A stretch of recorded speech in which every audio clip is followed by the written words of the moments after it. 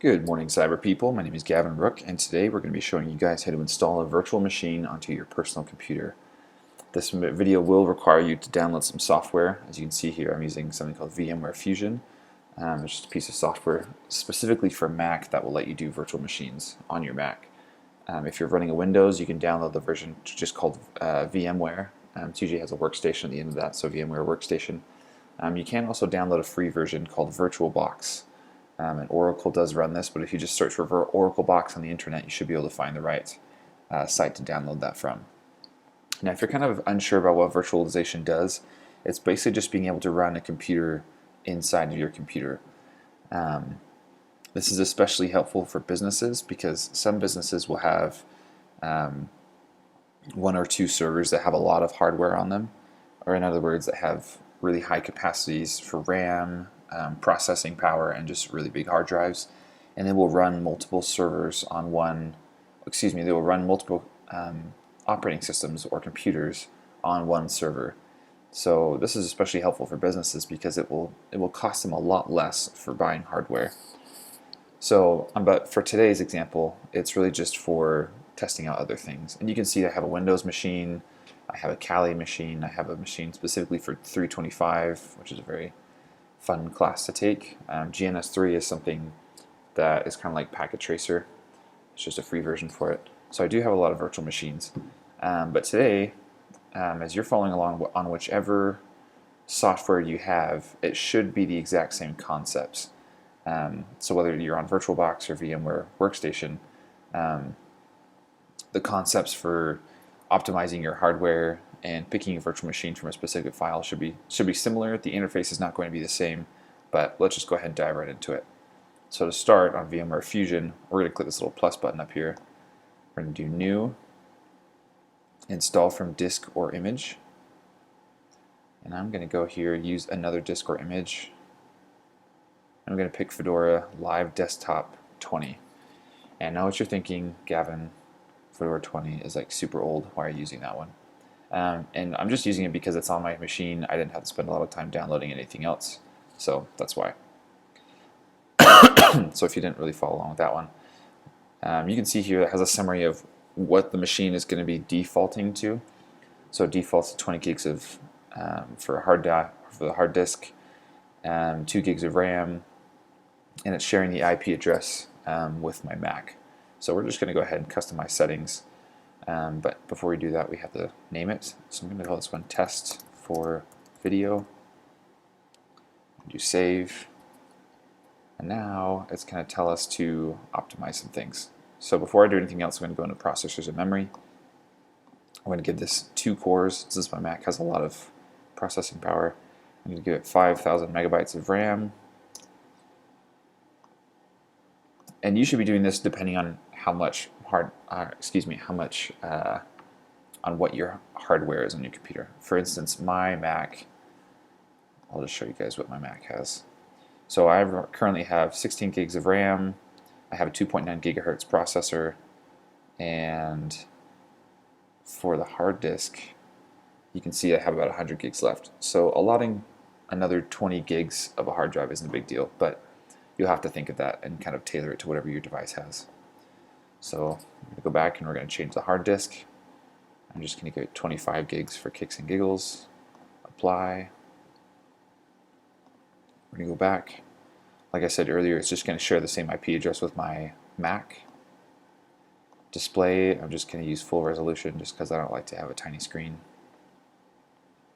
And that should be it. So we're going to go back out and we're going to click Start. So now this is basically, you're going to see this boot up just like a normal machine. If you've never seen Linux boot up, then this will be different for you. So right here, we're just going to start the live. I just clicked on it and I'm going to click Enter. Sometimes my mouse gets kind of stuck, so I have to like go back and forth. Bring my mouse back. There we go. So this should be starting up. So I'm going to actually cut the video and bring it back to when we're up to the normal spots. Alright, so we have gotten to the very first part of the install for this. So now Fedora is asking us, do you just want to try Fedora or install it to the hard drive? And the difference between these is on some computers you can actually just install a version where it's not going to save anything. As soon as you turn the computer off, it's done. It will go away. So for this purpose, we're just going to install it to the hard drive. Just going to open this up. Looks like my mouse isn't quite working for this thing yet, so I'm just going to use tab. So I'm going to tab over to install hard drive. It's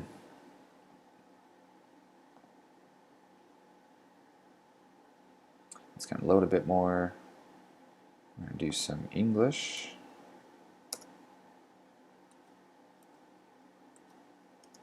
Continue.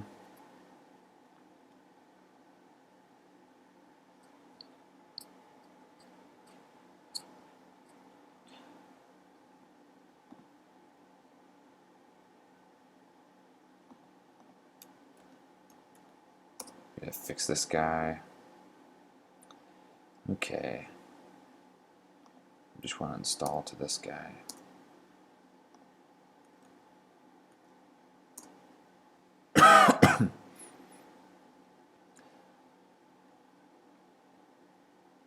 So now it's just saying it's just going to automatically do all the partitioning for you, which I always do.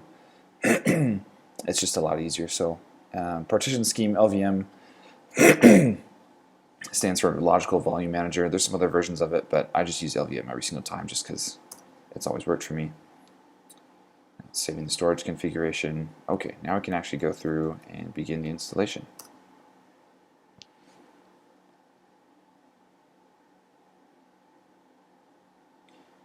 You can see there's some stuff here for creating passwords. I'm just going to go ahead and do this. Just an easy password to remember, just because I'm going to delete this as soon as the video is done. But this is a security class, so you should be secure in your things. It looks like it might want us to make another one. Oh, nope. We're going to create a user. I'm just going to say Gavin. Password for Gavin. Same one, just for simplicity's purposes. Be done. Nope, just kidding. I don't want advanced. Yeah, it looks like I had an issue with my mouse. I'll probably have to fix that once the thing finishes installing. So I'm just using the tab over every single time, but hopefully your mouse is working on yours. This install might take a little bit, but once it's done, I will bring you back up to speed. Alright, you guys, so my installation has finished. We're going to go ahead and scroll over to my Fedora machine.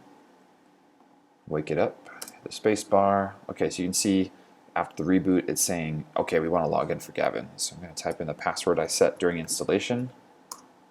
Unlock. Okay, so I already brought Firefox up just to show that we have network connectivity, but there's also another way you can tell if your network connectivity works. You can go ahead and click on the activities at the top left. Sometimes in other Linux distributions, there's also this little like 9-dot menu bar that will bring up other applications. So I can click on that if I wanted to. And then I could just start searching at the top. Terminal. Terminal is just like a little command line tool that helps you test some things. So for here, I'm going to do something called ping, a really useful command to know. You can test your network connectivity with it. I just basically am doing this to make sure the network configuration, the way I set it up in the virtual machine with VMware Fusion, is actually working. Or in other words, just to check if I can actually connect to the internet on this machine. So when you do ping, you're saying, hey, I just want to test a quick configuration from this machine to whatever IP address I specify. Or with ping, you could also do a domain as well. So if I wanted to, I could do like www.facebook.com, and you can see I'm getting replies from them as well. That's just to test that configuration. You could also just try going to a web page. So I'm just going to type hello, see what comes up on Google. Okay, so we got a Dell coming up. So this means that the configuration has a working network configuration on this virtual machine. We know that everything is up and running except for like my weird background thing that's going on. This has actually always happened with Fedora. For me, for some reason, I think it's just the distribution version on VMware. But other than the background thing that's wigging out, everything works fine. So if you guys have any more questions or anything like that on how to set up a virtual machine, you can watch the video over again and see what I've done, or you can start Googling looking for other things on there. Knowing how to use virtual machines is incredibly helpful. For a lot of classes that you have, you can use virtual machines. If you're in 220 CIT 225, 325, if you're in Security 2, you're going to use it. Not like specifically on your native machine, but you're going to be doing it on something else, vSphere, which is also run by VMware. But it's a really good skill to know how to do. So I hope that answers any questions you guys have. And yeah, I hope you guys have a great rest of your day and hope you understand the video. Thanks for watching.